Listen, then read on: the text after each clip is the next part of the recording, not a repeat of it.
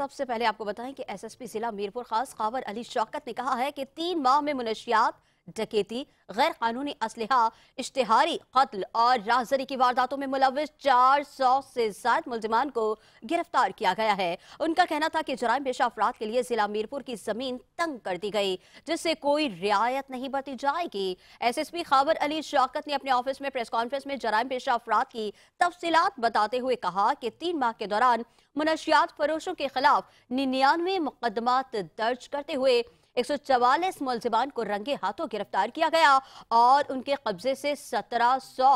شراب کی بوتلیں، 19 کلو